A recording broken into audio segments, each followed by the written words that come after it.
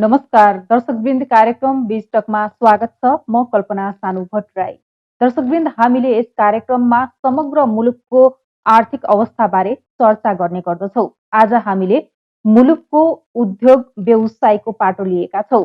सरकारी र गैर सरकारी संस्थाहरूको प्रयास रहँदा रहँदै पनि साना तथा घरेलु उद्योगीहरू विकास हुन सकेका छैनन्। उनीहरूको प्रवर्धन कसरी गर्ने, के कस्ता समस्या रहेका छन् लगायतका विषयमा आज हामी छलफल गर्नेछौँ। हामीसँग छलफलका लागि हुनुहुन्छ नेपाल घरेलु तथा साना उद्योग महासंघका कार्यवाहक अध्यक्ष उमेश प्रसाद सिंह। कार्यक्रममा स्वागत छ यहाँलाई। धन्यवाद। आजभोलि के काममा व्यस्त हुनुहुन्छ? आजभोलि कस्तो छ भने कोभिडबाट प्रताडित भएका उद्योगीहरूको दैनिक समस्या त्यसका सुन्नुपर्छ, ब्याङ्कसँग कुरा गर्नुपर्छ, नेपाल सरकारसँग त्यसको पहल गर्नुपर्छ र सँगसँगै हाम्रो इन्टरनल जिल्लाको अधिवेशन, जिल्लाहरूको अधिवेशनमा अलिक बढीभन्दा बढी त्यता पनि चाख लिएर उता आफू पनि पार्टिसिपेट भयो।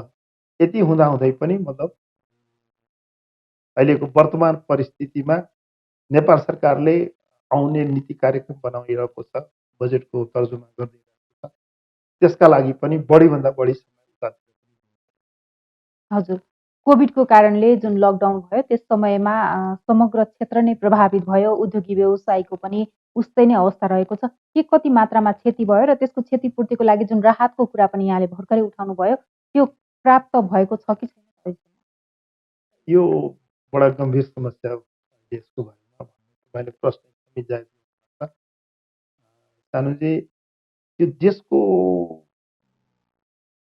जुन अर्थतन्त्र छ घरेलु तथा साना उद्योगले नै टेकेको जस्तो भन्ने यसपालि कोभिडले देखायो। अर्थतन्त्रमा जिडिपीको मतलब पर्सेन्टेज जोड्ने हो भने 7.3% औद्योगिक उसको लगानी छ, मतलब त्यो जिडिपीमा हाम्रो योगदान छ भनेर भन्नु। त्यसमा 93% लघु घरेलु साना उद्योगकै त्यसमा यति ठुलो योगदान गर्ने देशमा देशको अर्थतन्त्रलाई नै मतलब एउटा मतलब साकार रूपमा पुर्याउन सक्ने यो लघु घरेलु साना उद्योगीलाई हेर्ने सरकारको विगत 30 वर्ष पहिलेको जुन नजर छ, एकदमै यसलाई दुखेसो भन्नुभन्दा अर्को कुरा के भन्न सकिँदैन। मतलब त्यो नजर नै राम्रो नजरले हेरिएन। तपाईँले भन्नुभयो राहतको कुरा, मैले जोड्न चाहे यसलाई। राहतको नाममा विभिन्न स्थानीय निकायहरूमा प्याकेजहरू पठाइयो, तर त्यसले सार्थक रूप लिएन। त्यसमा धेरै अनियमितता भयो। हामी उद्योगीले हामीले सोचेको जस्तो सरकारलाई हामीले जुन लबिङ गरेको थियो, हामीले सरकारलाई जुन अनुरोध गरेका थियौँ, त्यो कोभिड-19ले थलिएका उद्योगीलाई त्यसलाई रिहाइभ गर्नुपर्छ। त्यसमा आश्रित परिवार जसरी मतलब तपाईँको त्यसमा हामीले रोजगार दिएका छौँ, रोजगारी प्राप्त गर्ने व्यक्तिहरूलाई पनि बचाउनु हाम्रो नै कर्तव्य, राज्यको नै कर्तव्य हो भनेर तिनीहरूलाई राहत दिनुपर्छ। उद्योगीलाई पनि राहत दिनुपर्छ, किनभने उद्योगीको राहत नभएपछि उसले उसमाथि आश्रित परिवारलाई कसरी पाल्न सक्छ भन्ने कुरा हामीले पटक पटक 66 बुँदे सुझाव, 62 बुँदे सुझाव, 12 बुँदे सुझाव सरकारलाई। त्यसमा सरकारले राम्रो पोजिटिभ रूपमा लिएर धेरै कुराहरू सम्बोधन गर्यो, तर सम्बोधन गरेर मात्र भयो। म यहाँलाई भनौँ, 30 वर्षको इतिहासमा म यो घरेलु तथा साना उद्योग महासङ्घको एउटा संस्थापक सदस्यको नाताले मैले अनुभव गरेको यो पहिलोचोटि थियो। यो गत वर्षको बजेट आयो, त्योभन्दा पहिले नीति कार्यक्रम आयो। नीति कार्यक्रममा पनि लघु घरेलु साना उद्योगलाई सम्बोधन गरेको यो पहिलोचोटि। त्यसपछि बजेट आयो। बजेटमा पनि हामीले सरकारलाई बुझाउन सफल भयौँ। हामी लकडाउनको पिरियडमा प्रत्येक मन्त्रालय धाइरहेको थियौँ। आफ्नो ज्यानलाई जोखिममा राखेर पनि कोभिडले पनि हामीलाई केही गर्न सक्छ भने देखा जाला उद्योगीको हकमा हामी लागेका छौँ। यदि कोभिड लागिसकेपछि मतलब या त मरौँला न त बाँचेपछि फेरि देखा जाला भन्ने यो रिस्क लिएर पनि हामीले सरकारलाई लघु घरेलु नै देशको अर्थतन्त्रको मेरुदण्ड हो भनेर हामीले सरकारलाई बुझाउन कोसिस गर्यौँ। सरकारले बुझ्यो। त्यसको कारणले मौद्रिक नीतिमा पनि आयो, बजेटमा पनि त्यसको सम्भावना जतिहरू बजेटमा पनि समावेश गरियो र पछिबाट हामीले मतलब तिनलाई रिहाइभ गर्नलाई नेपाल राष्ट्र ब्याङ्कसँग पनि हामीले लबिङ अर्थ मन्त्रालयलाई पनि लबिङ गर्यौँ र लबिङ गर्दाखेरि अर्थ मन्त्रालयले पनि यो अहिलेसम्मको इतिहासमा 15 लाखसम्मको उद्योगीहरूलाई सहुलियत कर्जा चाहे सहुलियत ऋण चाहे रिहाबको लागि मद्दत जुन पुनर्कर्जाको कहिले पनि उत्थान गरेको थिएन। हजुर यो पहिलो पटक हो नेपालको इतिहासमा 15 लाखसम्मका उद्योगीहरूलाई जो कोभिडले थलिएका उद्योगीहरूलाई रिहाब गर्नका लागि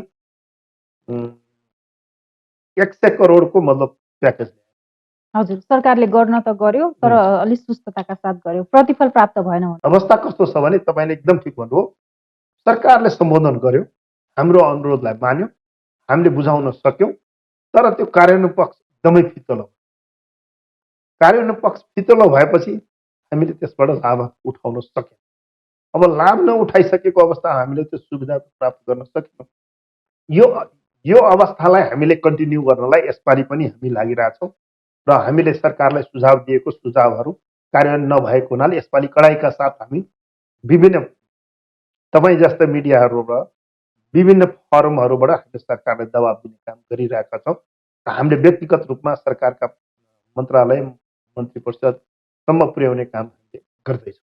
हजुर जस्तो अहिले कोभिडलाई छाडेर होइन, कोभिडले एउटा समस्या त निम्ताएको छ व्यवसायीहरूको लागि, उद्योगी व्यवसायको अन्य समयमा के कस्ता समस्या रहेको पाउनु भएको छ? हेर्नु, सबभन्दा पहिले त के छ भने उद्योगी व्यवसायीलाई योभन्दा पहिले हेर्ने नजर के थियो भने यो करदाता मात्रै हो, बढीभन्दा बढी कर लिने, त्योभन्दा बाहेक अरू कुरा सुविधाको आवश्यकता पर्दैन। तर एक हातले ताली बज्दैन, ताली बजाउनलाई दुईटै हात जोड्नुपर्छ र त्यसको आवाज आउँछ, नत्र भने त्यो तालीको आवाज आउँछ। हामी उद्योगी हौँ, हामीले आफ्नो उद्योग गर्छौँ, सरकारलाई कर दिन्छौँ। हामीले केही न केही व्यक्तिहरूलाई हामीले रोजगारी दिइरहेका हौँ। रोजगारी दिनु पनि हाम्रो नैतिक जिम्मेवारी मात्र होइन, सरकारको पनि जिम्मेवारी हो। हामीले त्यसका लागि पनि हामीले पहल प्रयत्न गर्नुपर्छ भने सरकारले ती रोजगारी प्राप्त गरिरहेका उद्योगीहरूलाई केही न केही छुट दिनुपर्छ, केही न केही सहुलियत दिनुपर्छ। अघि नै मैले यहाँलाई भने हामीले विगतमा 15% देखि लिएर 22%, 24% ब्याजमा हामीले ब्याङ्कबाट लोन लिएर हामीले काम गरिरहेको अवस्थामा अब यसलाई कमभन्दा कम अन्तर्राष्ट्रिय मापदण्डमा लैजाउँ, यसलाई पुनरावलोकन गरौँ भनेर ब्याज दरमा पनि पुनरावलोकन गराइयो। धेरै ऐन कानुनहरू बाजिएको छ। तपाईँलाई ऐन कानुनहरू कस्तो बाजिएको छ भने भर्खर यो नेपालमा हामीले 3 तहको सरकार प्राप्त गरेका छौँ। 3 तहको सरकारमा एकअर्कालाई कोर्डिनेसन राम्रो छैन। प्रत्येक कुरामा खोइ हामीलाई थाहा छैन। यो त सरकारी कानुन हो, यो हामीलाई यसरी बनाएर दिएको छ। कर लिनलाई त्यो सबै कानुनहरू मिल्दो रहेछ, छुट दिनलाई चाहे कुनै पनि सुविधा दिनलाई त्यो मिल्दैन। उद्योगै जन्मिएको छैन, त्योभन्दा पहिले 72 सालदेखिको कर माग्छ स्थानीय निकाय। यो कस्तो नराम्रो कुरो। भर्खर सामना गरेको उद्योगले तपाईँ जन्मिनुभन्दा पहिले तपाईँले कर माग्यो भने सरकार तपाईँ यो देशको नागरिक हो, तपाईँ नागरिक भयो बापतमा तपाईँले कर बुझाउनुपर्छ। ठिक छ, सर्टेन समयमा बुझाउने हो। यस्ता धेरै बाजिएका मतलब सवालहरू छन्। सङ्घीय कानुनमा एउटा कुरा लेखिएको छ, प्रदेशको कानुनमा एउटा छ र स्थानीय निकायले पनि एउटा आफ्नै कानुन। म त एउटा उदाहरण दिन्छु। सङ्घीय कानुनमा के छ भने तपाईँ महिला हुनुहुन्छ, महिला उद्योगीलाई दर्ता फिस निःशुल्क। तर तपाईँलाई जानकारी गराउँ, महिला उद्योगीलाई यदि दर्ता गराउन जानु पर्यो भने अहिले बागमती प्रदेशकै मात्रै एउटा कुरा गरौँ, 12,500 तपाईँलाई लाग्छ त्यो लिगली फी। त्यसभन्दा बाहेक स्थानीय निकायबाट तपाईँले वडाबाट सिफारिस लैजानुपर्छ, त्यहाँ 1,000 रुपियाँ तपाईँले तिर्नुपर्छ। कुनै ठाउँमा 1,500 रुपियाँ सिफारिस दस्तुर बापत तिर्नुपर्छ। यो भयो तपाईँको त्यसलाई मतलब लिगल उसमा। र कति दिन तपाईँ धाउनुपर्छ त्यो कुरा पनि छोडिदिनु होइन।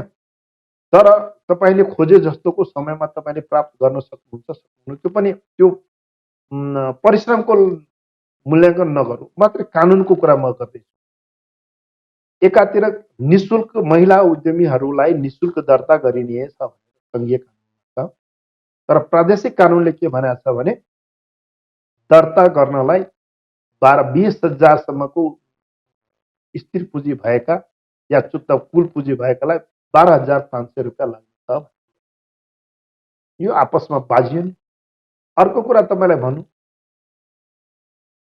त्यो तपाईँले स्थानीय निकायमा हामीले अहिले के गराएको छ भने सरकारले लघु उद्यमहरूलाई स्थानीय निकायमा पनि दर्ता गर्ने एउटा च्याप्टर दिएको छ। र हजुर स्थानीय निकायमा दर्ता गर्न जाँदाखेरि अघि मैले भने जस्तै तपाईँले उद्योग दर्ता गराउन जानुभयो भने तपाईँको घर कर तपाईँको मतलब आजभन्दा कति 20 वर्ष पहिले बनेको छ भने त्यति बेलादेखि घर कर न त त्यो घर कर तिरिसके बापत पनि मान्छे कल्याण भएको छैन, सुखी छैन।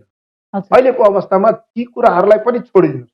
अहिले यो कोभिडबाट फलिएका उद्योगीलाई अहिले सङ्घीय कानुनले मतलब जरिवानाको लागि हामीले मतलब नवीकरण गरेर सहुलियत दिनुहोस् भनेर हामीले भनेका छौँ।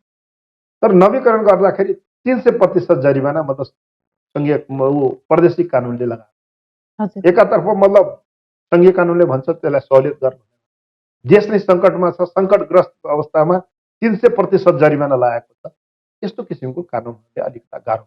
हजुर यता महासङ्घले चाहिँ अब उद्योग तथा यिनी व्यवसायहरूको लागि घरेलु उद्योग प्रवर्धनको लागि चाहिँ के कस्ता कदमहरू गर्यो? यो सरकारले अहिले हामीले कोभिडलाई छाडेर थोरै पछाडि छाडेर हामीले कुरा गर्दाखेरि चाहिँ अहिलेसम्म चाहिँ के कस्ता कार्यहरू गर्यो जसले गर्दा चाहिँ प्रवर्धन गर्नलाई अलिकति सहज? मैले अघि नै यहाँलाई यो लघु घरेलु साना उद्योगमा लागेका महिलाहरूको लागि सबभन्दा पहिले निःशुल्क दर्ता हुनुपर्छ। यो हजुर पहिलो काम महिलाको लागि गर्नु। महिलाको लागि।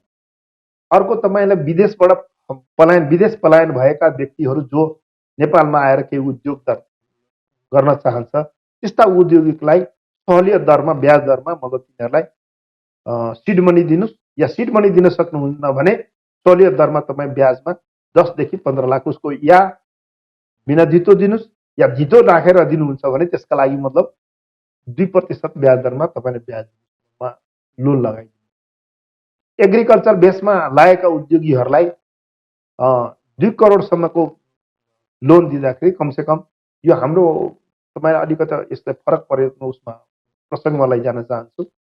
लघु घरेलु साना उद्योग भनेको 500 रुपियाँदेखि लिएर 15 करोडसम्मको स्थिर पुँजी भएका मतलब उद्योगीलाई यसमा समावेश गरिएको छ। हजुर त हामीले मतलब अहिले जुन औद्योगिक व्यवसाय 2076 लाई हामीले टेकेर हामीले काम गर्दैछौँ र हामीले देशका कानुन बनाउनलाई पनि हामीले मद्दत गरेको छौँ।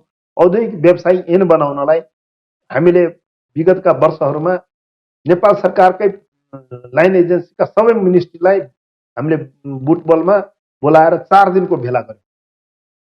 नेपालको यो स्थितिमा लघु घरेलु साना उद्योगहरू फस्टाउन नसक्ने भएको हुनाले यसको आमूल परिवर्तनको आवश्यकता महसुस गरेर हामीले अर्थ मन्त्रालय, उद्योग मन्त्रालय, वाणिज्य मन्त्रालय, वन मन्त्रालय, स्थानीय विकास मन्त्रालय सबैलाई बोलाएर हामीले 4 दिनसम्मको सम्मेलन र छुट्टै जिम्मेवार मान्छे मन्त्री र सचिव र त्यसका कानुन विज्ञहरूलाई राखेर हामीले काम गर्यौँ।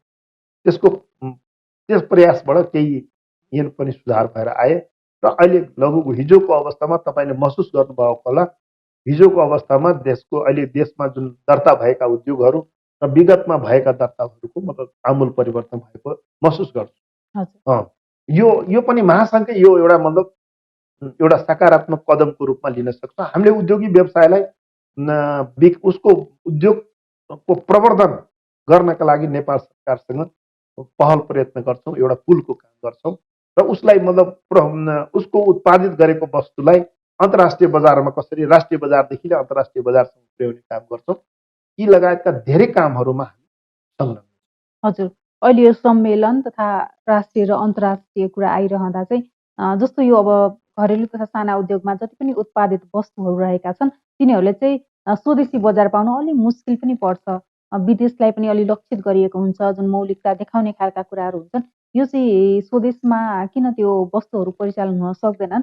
तिनले किन स्थान पाउन सक्दैनन् के लाग्छ? धेरै राम्रो प्रश्न गर्नुभयो। हामीले नेपाल सरकारलाई 2072 सालमा स्वदेशी उत्पादनलाई नै मतलब प्राथमिकता दिनुपर्छ भनेर हामीले पटक पटक दबाब डेलिगेसन लिएर हामीले जाँदाखेरि नेपाल सरकारले 2072 सालमा ऐनमा पास गरेर राजपत्रमा प्रकाशित गर्यो कि नेपाली वस्तु यदि 15% व्ययभार यदि बढी भएमा पनि नेपाली वस्तु नै प्रयोग गर्नुपर्छ। जसरी तपाईँको उदाहरणको रूपमा त्यसलाई हामीले कन्टिन्युटी नदिँदा पनि यसपालि चाहिँ बजेटमा आएको छ र हामीले कमसेकम एउटा सेक्टरबाट सुरु गरौँ भनेर हामीले सैनिकबाट या प्रहरीबाट तपाईँ नेपालमा अहिले जुत्तामा आत्मनिर्भर हुन्छ। जुत्ता नेपालमा आरामले बनाउँछ। नेपालमा क्लथहरूको अहिले त्यसमा धेरै कुराहरूमा 2 दर्जन वस्तुमा अहिले नेपाल आत्मनिर्भरमा अगाडि बढिरहेको छ। यो कुरा तपाईँलाई जानकारी गराउँ। र हामीलाई हाम्रो अवस्था के छ भने मैले अघि भने हामी एउटा करदाता मात्रै होइनौँ। हाम्रो अवस्था के छ भने मैले उद्योग गरेको छु भने मेरो छोरोले भोलि अब त्यो उद्योग गर्दैन। ऊ चिटिक्क प्यान्ट सर्ट लाएर उसको क्रिज उसको मतलब आइरन नटुट्ने गरी काम गर्न चाहन्छ। हामी के छ भने आफैले पर्यो भने आवश्यकता रिज पनि खोल्न लाग्छौँ। आवश्यकता भने त्यो धुलो माटोमा पनि सुतेर पनि आफ्नो काम गर्छौँ। तर मेरा बच्चाहरू हाम्रा बच्चाहरू भोलि त्यो काम गर्न चाहँदैन। किनभने यो पुस्ता हस्तान्तरण हुने अवस्था देखिएन। नेपाल सरकारले जुन यहाँले भन्नुभयो नेपालमा उत्पादित गरेका वस्तुलाई हाम्रो सबभन्दा के छ भने हामी पुरानै प्रवृत्तिबाट काम गरिरहेका छौँ। हाम्रो प्याकेजिङ हाम्रो लेबलिङ अन्तर्राष्ट्रिय बजारहरूमा जस्तै तपाईँलाई एउटा सानो उदाहरण बताउँछु। अहिले चाइनिज वस्तु बजारमा आएको छ त्यसको मूल्य हेर्नुहोस् र त्यसको लुक आउटलुक हेर्नुहोस्। हामी त्यससँग कम्पेयर गर्न सकिरहेको छैन। यो हाम्रो बाध्यता हो कि हामीले उत्पादन नगरिकन पनि हुनु भएन। त्यसलाई लेबल पनि लाउन हामीलाई त्यति ज्ञान सिपको पनि अभाव भएकोले यसमा सरकारको आवश्यकता हामीले महसुस गर्यौँ र प्रविधि हस्तान्तरणमा पनि धेरै हामीले जोड लगाएका थियौँ र सरकारले अलिअलि सुनिरहेको छ र प्रविधि हस्तान्तरणको काम अगाडि बढाएको छ। अबको दिनमा हामीले गाउँ गाउँसम्म उत्पादन गरेका वस्तुलाई बजारसम्म पुर्याउने र उसले उत्पादन गरेको वस्तुलाई नेपाल सरकारलाई प्रत्येक ठाउँमा बजेटमा व्यवस्था भएको छ। औद्योगिक प्रदर्शनी कक्षको लागि प्रदर्शनी कक्षको अवस्था सम्पूर्ण 753वटा पालिकामा नि अहिले प्रदर्शनी कक्षको व्यवस्था गरिएको छ। प्रदेश स्तरमा पनि गरिएको छ र केन्द्र स्तरमा पनि गरिएको छ। यो उद्योग धन्दाहरूमा चाहिँ अब काम गर्ने मानिसहरू दक्ष हुनुपर्छ, चाहिन पनि चाहिन्छ अवश्य पनि होइन, दक्ष जनशक्ति। त्यसको लागि सरकारी तथा गैर सरकारी संस्थाहरूले विभिन्न किसिमका तालिमहरू पनि दिँदै आएका छन् होइन।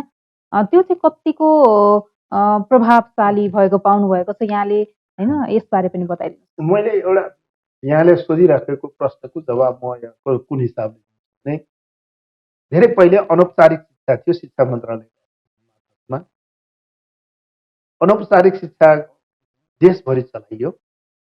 सबै एकजना मान्छे पनि अनपढ नरहोस्, लिट्रेसी क्लास बुढोदेखि लिएर बच्चादेखि लिएर बाल कक्षा, महिला कक्षा, प्रौढ कक्षा भनेर विभिन्न सेक्टरमा चलाइयो।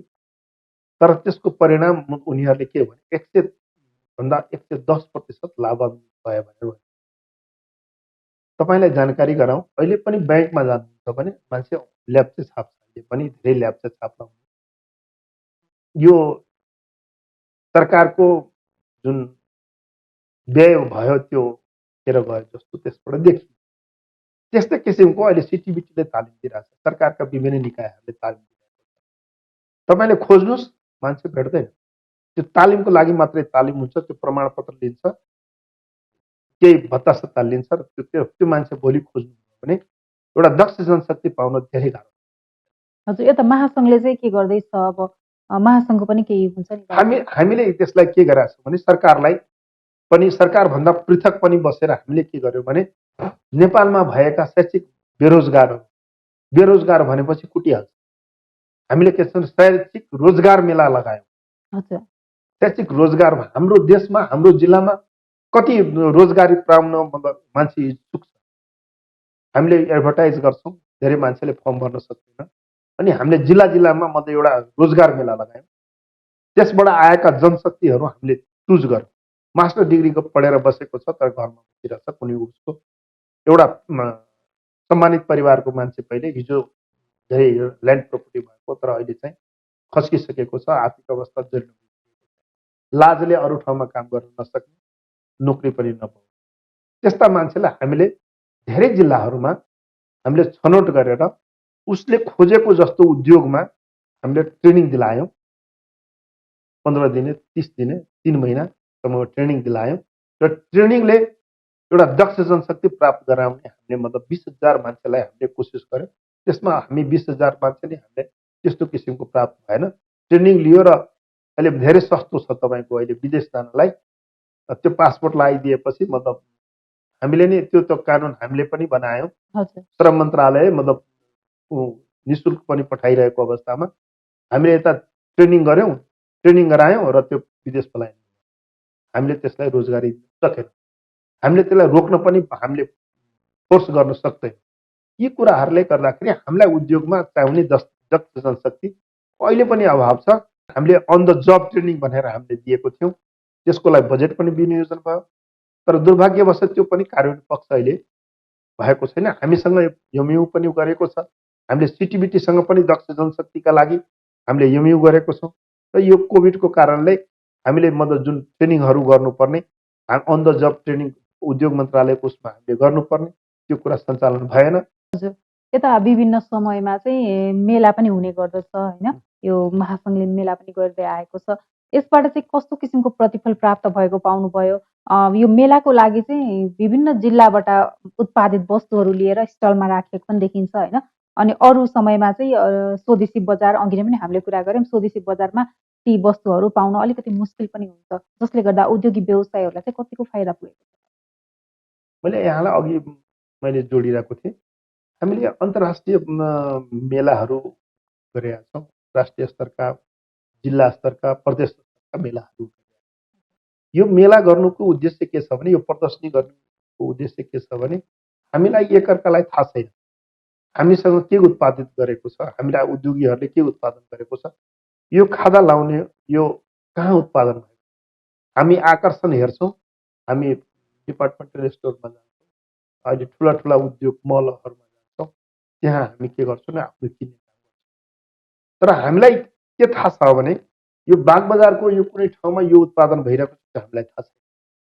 हामीले के गर्छौँ भने यो बागबजारमै पाइन्छ र यसको उत्पादक यो हो भनेर यो मेलाबाट सबभन्दा पहिले त्यो पहिचान गराउँछ। एउटा पहिचान गराउनमा के हुन्छ, त्यो उद्योगीको पनि एउटा प्रमोसन हुन्छ। उसले उत्पादन गरेको बजारमा, राष्ट्रिय तथा अन्तर्राष्ट्रिय बजारमा उसको उत्पादन जान्छ र उसको बिजनेस प्रमोसन भइरहन्छ। हामीले त्यसको लागि जसरी एउटा बिरुवा रोपिन्छ, सुरुमा बिरुवा रोप्दाखेरि त्यसमा मतलब पानीको आवश्यकता हुन्छ, जलमल दिएर हामीले मतलब त्यसलाई हुर्काउने कोसिस गर्छ। जब त्यो आफै हुर्किएर मतलब आफै त्यसले फल दिने कोसिस गर्छ, त्यति बेलादेखि हाम्रो आवश्यकता त्यही कम पर्छ। त्यस्तै हामी ती उद्योगीहरूलाई जलमल दिने काम गर्छौँ र उसले उत्पादन गरेको काम वस्तुलाई हामीले बजारमा ल्याइदिन्छौँ। अब चाहिँ यो औद्योगिक सुरक्षा बलको लागि चाहिँ के कस्ता कार्य गर्न आवश्यक छ? यसबारे प्रश्न पार्नु। यो औद्योगिक सुरक्षा बल हाम्रै रिक्वेस्टबाट सरकारले भनेको बेला अन्तर्राष्ट्रिय बजारमा, अन्तर्राष्ट्रिय औद्योगिक क्षेत्रहरूमा हेर्दाखेरि औद्योगिक सुरक्षा बल, तर नेपालमा सशस्त्र प्रहरी थिए तर औद्योगिक सुरक्षा बल भनेर कति गठन गरिएको थिएन। हामी उद्योगीकै अनुरोधमा यो औद्योगिक सुरक्षा बलको स्थापना गर्यो। किन गरियो भने हामी उद्योग सञ्चालन गरिरहेको अवस्थामा हामी प्रताडित थियौँ। देशभरिमा मतलब के छ भने चन्दा आतङ्क, हामीले उत्पादन गरेको वस्तु बिच बाटोमा लुटिदिने, हामीले उत्पादन गरेको वस्तुलाई अगाडि बढाउन नसक्ने र त्यो प्रतिफल हामीले प्राप्त गर्न नसकेपछि औद्योगिक सुरक्षालाई हामीले मतलब ध्यानमा राखेर सरकारलाई हामीले अनुरोध गर्यो र सरकारले औद्योगिक सुरक्षा बलको गठन गर्यो। औद्योगिक सुरक्षा बल गठन गरेपछि केही उद्योग धन्दा कल कारखानाहरूले स्वतन्त्र रूपमा आफ्नो काम गर्न लागे र धेरै अहिलेको अवस्थामा धेरै फरक परेको छ र हामी पनि निर्धक्क रूपमा आफ्नो उद्योगमा राति भए पनि आफ्नो उद्योगमा काम गर्न सक्छौँ र फर्केर घर फर्किने वातावरण बनेको छ। हुन त हाम्रो कार्यक्रमको निर्धारित समय सकिएको छ र अन्त्यमा जाँदा जाँदै चाहिँ अब उद्योगी व्यवसायको लागि विशेष गरी घरेलु तथा साना उद्योगको लागि चाहिँ सरकारले गर्नुपर्ने, तपाईँहरूले लागि पर्नु भएको छ, तपाईँहरूको पहल छँदैछ, तर पनि सरकारले गर्नुपर्ने कार्यहरू के रहेका छन् छोटकरीमा बताइदिनु। सबैभन्दा पहिले त म सरकारले गरेका निर्णयलाई कार्यान्वयन पक्षलाई मतलब अलिकता कडाइका साथ कार्यान्वयन गराइदिनु। यो देशको यो ब्युरोक्रेसीको कारणले हामी जहाँ जहाँ जान्छौँ त्यो अलि अप्ठ्यारो पोजिसनमा हामी परेका छौँ। देशमा अहिले अर्थतन्त्र नै धाराशायी भइरहेको बेलामा लघु घरेलु साना उद्योगीले देशको अर्थतन्त्रलाई टेवा पुर्याइरहेको अवस्थामा यिनीहरूलाई पनि एउटा छुट्टै कानुनको औद्योगिक व्यवसाय ऐन बनेको छ, तर लघु घरेलु साना उद्योगलाई पनि एउटै बास्केटमा राखिएको छ। ठुला उद्योगलाई पनि त्यसैमा, साना उद्योगलाई पनि त्यसै, मझौला उद्योगमा त्यसैलाई। सबभन्दा पहिले कानुन अलिकता परिवर्तन हुनुपर्छ र हामीलाई छुट्टै कानुनको आवश्यकता छ। अर्को, हामी उद्योग गर्छौँ, उद्योगीलाई के चाहियो भने अर्थ चाहियो।